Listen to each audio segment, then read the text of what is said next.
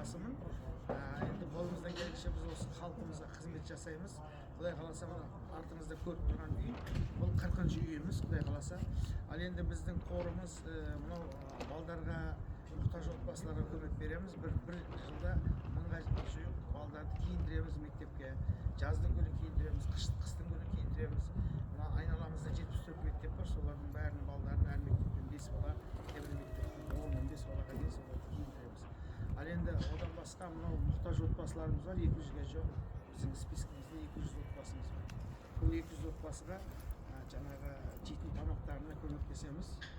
Одан кейін Құдай қаласа ақсақалдар алқасымен де бірге жұмыс істеп жатырмыз. Ол жерде де жеке спискі бар. Бізге жаңа күнде мұқтаждар күнде неғып отырады, көмек сұрап отырады.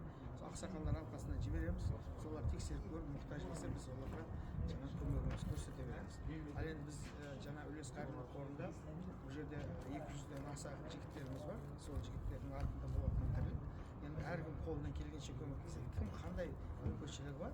Мысалы, евроремонт істейтіндер көмектеседі. Потолок істей алатындар потолокқа көмектеседі.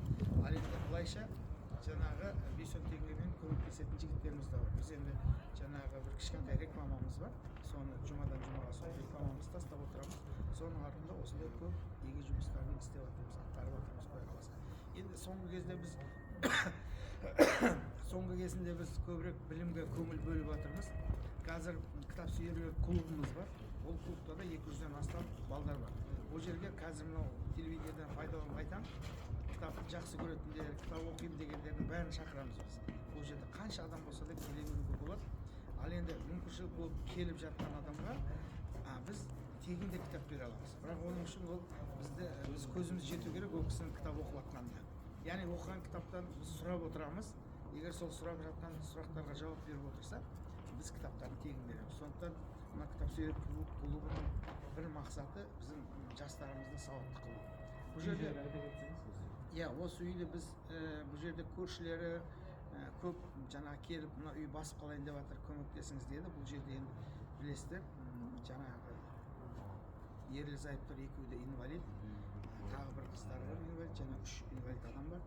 Сондықтан енді бұны тексере отырып, біз жігіттеріміз бәріміз келісіп, бұл үйді жаңадан соғып бермесек болмайды екен деп жаңадан соғып бердік.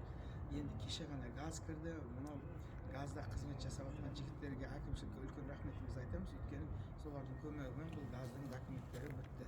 Сондықтан Трансгазға да үлкен рахмет, сол жерде жұмыс істеп жатқан жігіттерге үлкен рахмет. Өйткені бұл үй бітіп отыр. Енді бұл үй біткеннен кейін бұны жиһаздау керек болды. Перде істеп берген, перде тігетін апайларымызға үлкен рахмет. Олар қолынан келгенше көмектесті.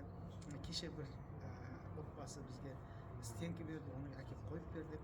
Ал енді Азия бренд несі бізге кухонный гарнитур берді.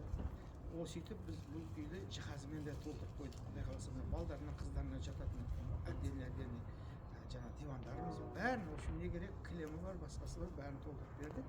Сондықтан бұл көмек беріп жатқан жігіттер, қыздарға да үлкен рахметімізді айтамыз. Өйткені халық болып, көпшілік болып істеп жатқан жұмыс бұл. Сондықтан сіздерге де үлкен рахмет. Келіп көрсетіп жатсыздар. Сондықтан бұл мына қала әкімі келіп өзі ашып беріп отыр. Бұның өзі де үлкен нәрсе. Яғни бұл жерде алдын үй болған, бірақ үй болған, осы кісілердің өзі тұрған. Бұл да енді туысқандары көмектесіп алып берген. Сондықтан ол үйені басып қалатындай жағдайда тұрған. Соны снос жасадық та біз қайтадан жаңалап құрып бердік, Құдай қаласа. Енді осындай біз бұл үйде әлі біраз уақытқа дейін қол астымызда көмектесіп тұрамыз. Балдары өскенше 3 баласы жаңа мектепте оқиды. Сондықтан оған көмегіміз жаңағы жалғаса береді. Рахмет аға.